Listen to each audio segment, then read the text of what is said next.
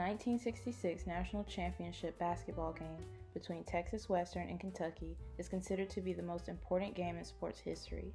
Many people have never heard of the game, and some might question, how was a game that happened 56 years ago the most important game? Well, let's start from the beginning.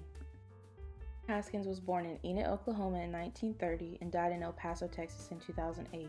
He played basketball at Oklahoma A&M before becoming a basketball coach, winning a total of 719 games, placing him 19th overall in Division I men's basketball. He's one of the most important figures because he helped speed the integration of college basketball. In 1961, he became the head coach of Texas Western, which is known as the University of Texas El Paso today. Before then, he coached several high school girls and boys teams. After 5 years at Texas Western, he began changing how recruitment was done at the school. He went to inner cities to recruit African American players to include on his roster. His lineup included 7 African Americans: Bobby Joe Hill, Orsten Artis, Willie Worsley, Willie Cager, Neville Shedd, Harry Flournoy, and David Lattin. The rest of his team consisted of Jerry Armstrong, Louis Bedoin, Dick Myers, Togo Riley, and Dave Palacio. He had a diverse team, and they had to learn how to navigate as a team and grow closer together. In the beginning, it was hard for the team to find common ground, but through their love of basketball, they found a way to do so. I believe they offered different perspectives because they came from so many different parts of the country. At the beginning of the season, they started out with little support. Before Coach Haskins, Texas Western's record was 12-12. The Texas Western Miners' 1966 record with Coach Haskins was 27-1.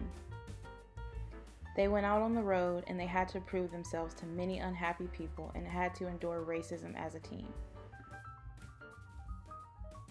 But they stuck together and even protected each other.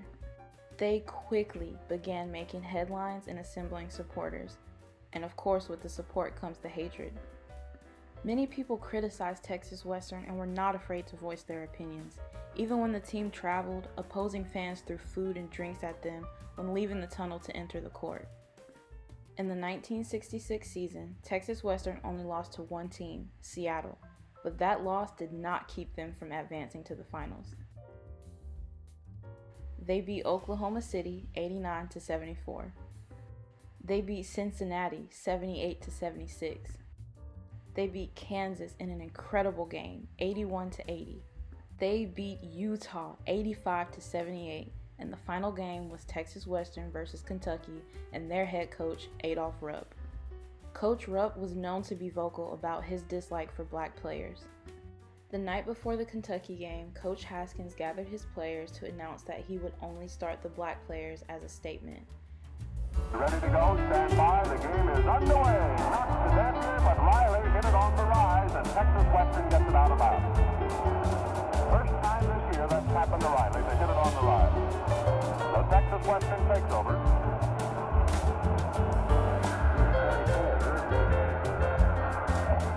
Moving up for Texas Western, breaking down the left behind there.